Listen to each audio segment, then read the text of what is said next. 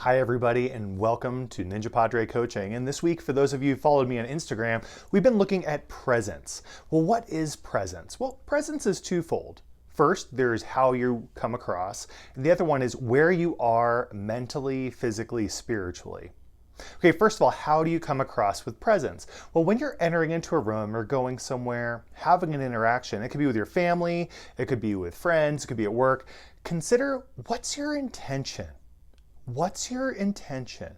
When you bring your presence to a situation, you have to know internally what's going on.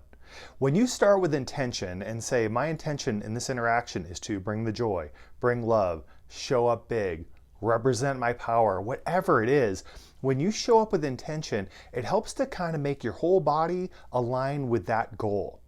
When you just roll into a presentation and kind of go with the flow, you may have a really great interaction or an exceptionally poor one. Beginning with the end in mind, in other words, what you want to get out of that interaction and what you want to bring, establishes the type of presence.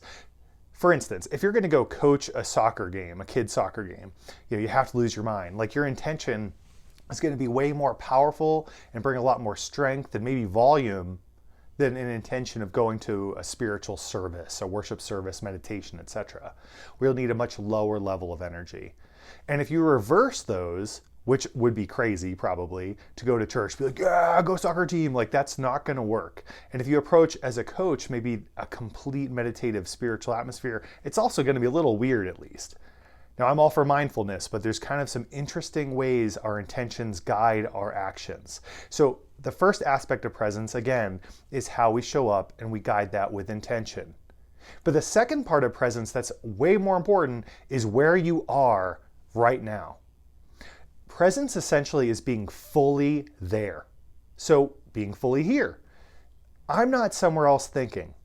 And yet so many of us, probably many of you who will watch this video, are really future focused. You know where you want to go, you have a vision for the future, and you can almost live there. But we can't stay there. Now we should visualize the future, we should plan for the future, but you have not accomplished that future endeavor yet. You need to come to the present and realize, hey, in this present moment, what actions do I need to take to get there? And how can I maintain enjoyment and presence in this very moment? You see, you're never going to get this time back. This exact moment is fleeting. It will go away. So you can't live in the future. You also can't live in the past. If I told you how many people get stuck in the past, now some of it's because of grief, trauma, difficulty, and I'd suggest if that's you to find a qualified counselor or life coach that can work you through that and bring you to a place of function in the present.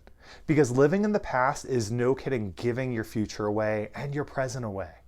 You start to just live in this really depressed, anxious area because you're not living for the moment. Past and future both have great value. When we reflect on the past, we can say that's a learning moment. That's what got us to where we are. Maybe that's the education, the training, the choices we've made that got us to this very second. But we need to stay here and say in this moment, who will I be? Who will I be? And for the future, again, one thing that happens all the time is people act as if they've already gotten what they want. Now, acting as if is actually a great skill. What acting as if is pretending as if you've maybe hit that $1 million or opened that successful business. And acting as if helps you to gauge and act with more energy than you would if you're just living with a vision. But you can't get stuck in that as if moment. Well, what do you mean? Well, I know some people who might say, well, I'm going to act as if I've lost 100 pounds. And they kind of get clothes that are too tight. They make choices that aren't endearing for them. So we can act as if, we can have vision for the future, but we can't live there. We need to bring it back to this moment. And how do we do that? Well, it's super simple, like most things that help you to develop and grow. It's focusing on your breath and being exactly present here. Some people use mantras, and mantra is just a fancy term for a mind tool. So that can be breath, that can be using a term like Om, it could be using a piece of scripture or a motivational statement. So I know one who's like, wear the crown. And that helps them to bring them back to the moment. When we're in this moment here, when you bring all your faculties to this second, ironically, you connect to an energy and power that's so much greater than anything else. And when you're in the moment fully, you're able to live out the future and hit your vision and goals in a more substantial way than you ever would by purely staying there. When we come to this moment, we bring all of the energy to every task we do. And the things that help us to get to our goals and achieve what we want are by doing things well in this present moment. If your brain is somewhere else when we're talking and you're always chasing down thoughts or whatnot, you're not going to be successful. So we talked about mind tools. We mentioned briefly breathing, just focusing on your breath. The third part is if your brain is always thinking and just going all over the road, grab a notebook and write it down. Every single thought. Now, I've had clients I've worked with who've had huge challenges with this. And although they didn't have attention deficit disorder or anything along those lines, they just had a very busy mind. When you spend a week writing down every thought that comes in, at any moment it comes in. So this notebook is your constant companion. You're going to the bathroom, there's a pen on it. You're going to the gym, that notebook's with you. You're at work, it doesn't matter. That notebook is next to your bed. If you have a thought and you're woken by thoughts in the middle of the night, you write that down. Because it's so important to be present, and those thoughts will detract you from who you're called to be. When we're here right now, we find that it's really our true home. That the place we make an impact is now. And there are people around you that you might miss a really small tell that could change a life. And I'll use a story here. At one point I was doing counseling quite often. I was doing about like 35 hours a week. It was full time. And I had this young lady come up and walk by me, and I just noticed a little tell. Just a little tell in her face. She didn't say anything. She didn't do anything. And I remember saying, "Hey, how are you doing?" And just starting a conversation in the hallway. And I said, I just noticed my intuition is saying that something just doesn't seem right now. Can I offer some assistance or help you? And she's, "What do you mean?" I'm like, "Well, I saw it, just something in your face made me think like something's wrong." And she just breaks down crying just in the hallway. And we go in, and she had gone through some major trauma. She'd lost her brother. She had some major issues in the family as a result, all within the last few days, but was trying to suck it up. And in some professions, sucking it up is what's encouraged. We don't talk about those things. And we need someone who can come alongside us. And you might not be a counselor or a coach, but you can be somebody who just loves on another. And when you catch those little tells, and a tell again is a facial expression, it's a term from poker, where if you see someone across the table from you who goes like this, they might automatically say, "Oh, they have a full house," or whatever. I don't play poker, so bear with the example. But you can see tells in people's faces, micro expressions, small movements in their body that betray everything that's going on in their lives. And you can think of it like even right now. Imagine, just watch for a second, and I'm like this. I've got my arms crossed, and I'm like, "Yeah, everything's fine." Now, I might be a teenager, because all teenagers act like that. But in some adult situations, you can see when we're all closed up and we're making weird facial expressions, something is going awry.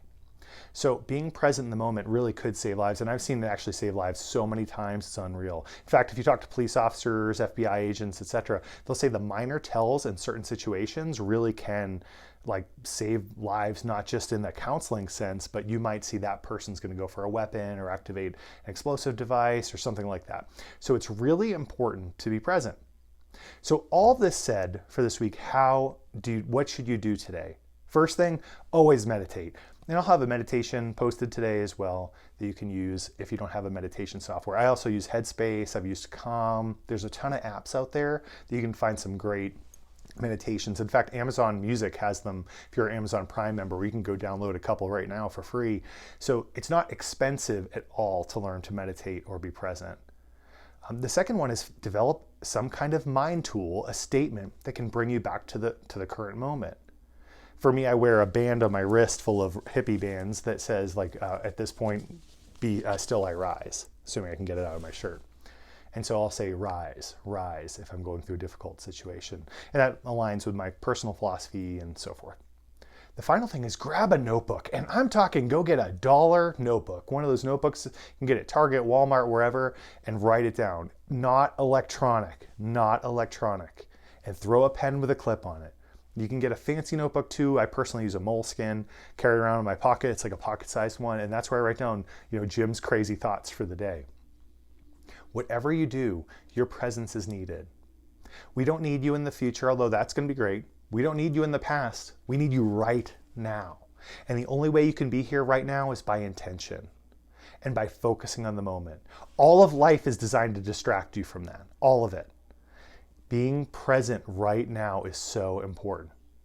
I want to thank you for joining me today. I appreciate you guys who are supporting me. For those of you who follow me on Instagram at Jim Bridgham, you'll know I just hit my 90-day mark of doing videos, and my goal is to try to get those onto YouTube as well. So in the long run, I'm trying to do a video a day on Instagram in the story, and then I'll be adding more and more here.